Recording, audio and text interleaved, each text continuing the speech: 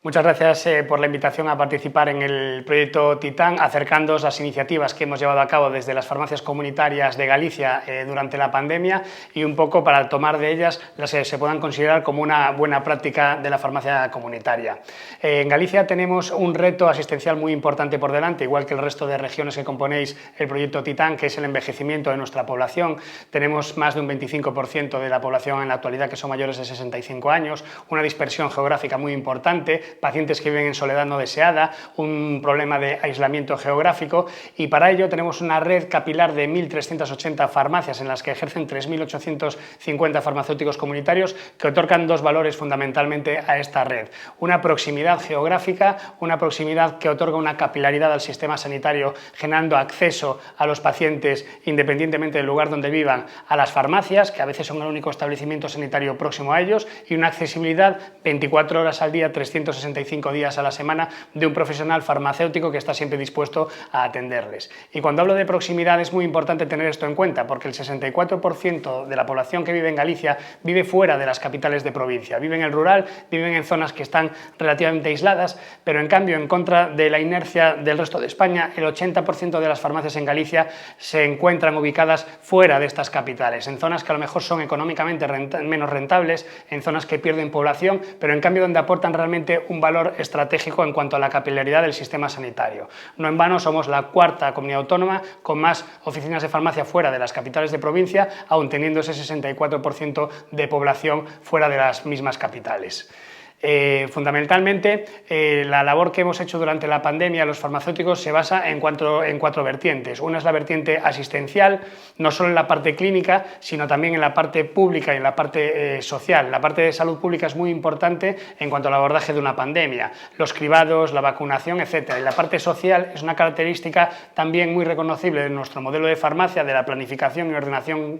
capilar que tenemos, porque el farmacéutico siempre es una persona que está muy integrada en su entorno. Entonces, uno de los pilares fundamentales que hemos trabajado ha sido potenciar esta vertiente asistencial, social y de salud pública. Otro es reforzar la seguridad de nuestros profesionales sanitarios, garantizando la continuidad asistencial de los pacientes, porque lógicamente, si no tenemos unos profesionales sanitarios que puedan estar en condiciones de otorgar la atención farmacéutica, el sistema se interrumpe. Y por último, preservar la seguridad de la población y de su entorno. Y para esto nos hemos volcado en ofrecer toda la información contrastada y actualizada en todo momento durante la pandemia y ser referentes en cuanto a la aparición de bulos o de falsos mitos con respecto al coronavirus.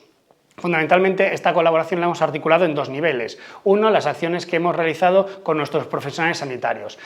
Coordinación junto con la Consejería de Sanidad en cuanto a la vacunación, realizar cribados, reorganización de horarios para poder hacer grupos burbuja de trabajo en las farmacias, pero yo creo que las iniciativas más destacables y las que podrían ser un ejemplo de buenas prácticas son las relativas y dirigidas a la ciudadanía y a los pacientes. Un ejemplo de ellas, por ejemplo, es la puesta en marcha de los supuestos especiales de entrega de medicamentos y productos sanitarios en el domicilio de los pacientes en el estado de alerta por la pandemia de coronavirus. Tenemos la suerte de que en 2019 se aprobó una ley de ordenación farmacéutica en Galicia, justo antes de la pandemia, que ya recogía en su artículo 7.1 esta posibilidad, pero en el marco de la pandemia se ha desarrollado y se ha implantado de forma urgente, realizando o otorgando la capacidad de realizar desde las farmacias, salir del propio establecimiento y realizar una atención farmacéutica en domicilio, fundamentalmente dirigida a personas en situación de dependencia o pérdida de autonomía funcional que carezcan de una red de apoyo familiar, social o profesional, y en segundo lugar a personas que vivan solas y sean susceptibles de sufrir complicaciones derivadas de una posible infección por coronavirus, en especial nuestros mayores. En paralelo, hemos realizado acciones en cuanto a la restricción de dispensación y garantías de abastecimiento de determinados medicamentos. Al inicio de la pandemia sí hubo mucha confusión con respecto a qué se podía prescribir, qué medicamento podíamos utilizar para tratar al paciente que estaba infectado por coronavirus. Hubo un problema, por ejemplo, en cuanto a la sobreprescripción de cloroquina o de hidroxicloroquina, dejando a pacientes crónicos que utilizan estos medicamentos, fundamentalmente pacientes que tienen lupus o artritis reumatoide, sin la garantía de poder tener estos tratamientos de forma crónica y de continuidad. Y establecimos filtros en coordinación con la Subdirección de Farmacia y la Consejería de Sanidad para restringir al máximo, cumpliendo las indicaciones, la posible prescripción de estos productos y garantizar que estos pacientes crónicos continuasen teniendo acceso a través de las farmacias a sus tratamientos. Pero no acabó ahí. En colaboración con la Consellería de Sanidade también llevamos a cabo un convenio de colaboración para que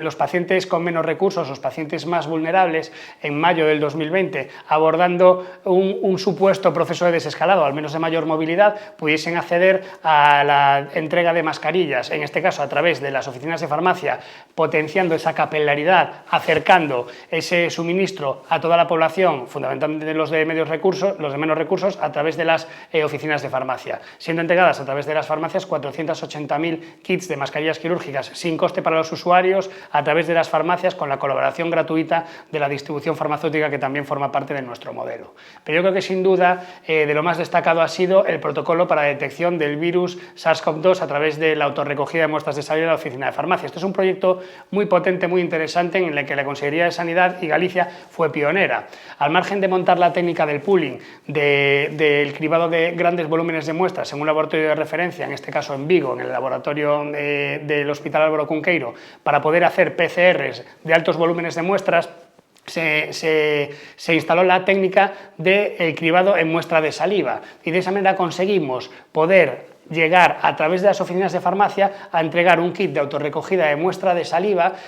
a pacientes que cumpliesen determinados criterios en función de la situación epidemiológica, pues bien criterios de edad o bien criterios de exclusión, como por ejemplo haber padecido el COVID en los últimos 3 meses, entregar este kit de autorrecogida y que al día siguiente nos lo devuelvan a la farmacia, y esto suponía un gran reto logístico. En menos de 24 horas conseguíamos que la farmacia más lejana a Vigo, a 300 kilómetros, que podía ser por ejemplo Ribadeo, llevase una muestra en menos de 24 horas para que se pudiese procesar al laboratorio de referencia en Vigo, y el paciente recibiese a las 24 o 48 horas un SMS con el resultado de esa PCR que se realizó en este laboratorio. Así alcanzamos a 195.700 ciudadanos y detectamos 3.710 positivos a través de este programa de detección en muestras de saliva.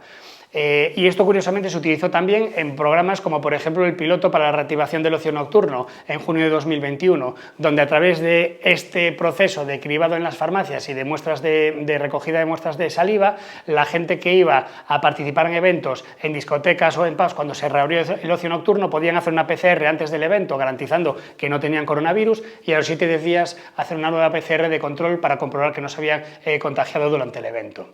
Iba avanzando la pandemia y también evidentemente cada vez había más gente vacunada, lo cual no significaba que hubiese menos infecciones, pero sí que comenzaba a haber infecciones menos graves, y comenzamos a generalizar el uso de los certificados de COVID-19, bien de vacunación, de recuperación de la enfermedad o de pruebas. Y cerramos también un protocolo con la Consellería de Sanidad a través del cual, al margen de los sitios donde ya se podía acceder a estos certificados, centros de salud físicamente o bien las aplicaciones móviles o un número de teléfono para que nos enviasen al teléfono móvil los certificados, lo pudimos también emitir desde las oficinas de farmacia. Y esto es muy importante también cuando se dirige a gente que a lo mejor no tiene la destreza suficiente para utilizar medios tecnológicos, o bien gente mayor que tampoco tiene tanto acceso a lo mejor al centro de salud si está en una zona aislada o bien no se maneja con la tecnología. De esta manera, a través de las oficinas de farmacia y de forma también gratuita, hemos emitido 1.096.592 certificados de vacunación, 8.463 certificados de recuperación y 1.653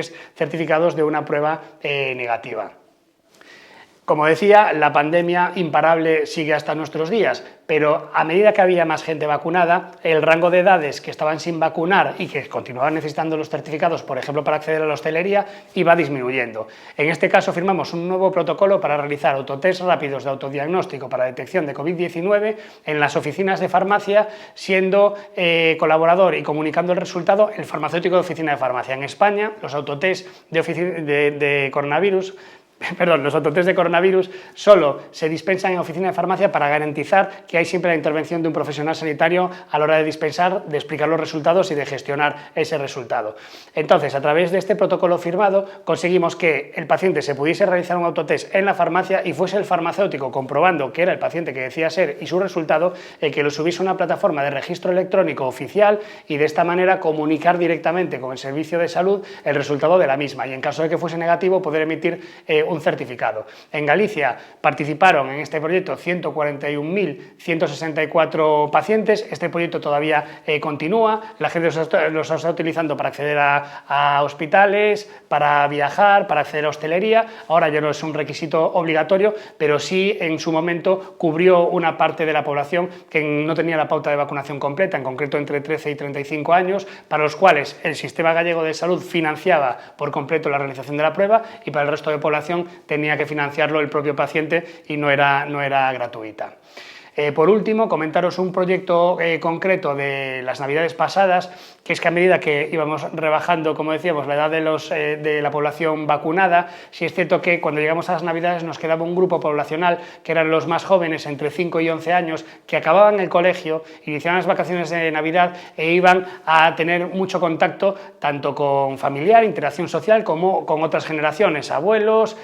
padres, etc. Un encuentro mucho más intenso que seguramente durante la etapa escolar, de celebración, y en el cual teníamos que garantizar en la medida de lo posible la seguridad. La Consellería realizó en un momento de máxima tensión de suministro de los test y que había un desabastecimiento total, incluso en las farmacias para la población general, consiguió cerrar un acuerdo de compra de test de saliva para realizar en este grupo de población y que los dispensásemos a través de las farmacias financiados íntegramente por la Consellería de Sanidad para que esta población entre 5 y 11 años pudiesen hacer una PCR al acabar el colegio, y fue una acción que se extendió hasta bien iniciado el curso escolar para que en el regreso a las aulas también pudiesen realizar esta prueba y confirmar que los más pequeños, que no tenían la pauta de vacunación completa, estaban vacunados. Así dispensamos 139.349 test en esa etapa. Esto fue, yo creo que lo más llamativo a nivel de salud pública, a nivel de cribados y a nivel de intervención concreta sobre el abordaje de la pandemia. Pero también es cierto que realizamos otras acciones como acciones de atención preferente a mayores de 75 años, a pacientes frágiles y vulnerables desde las farmacias.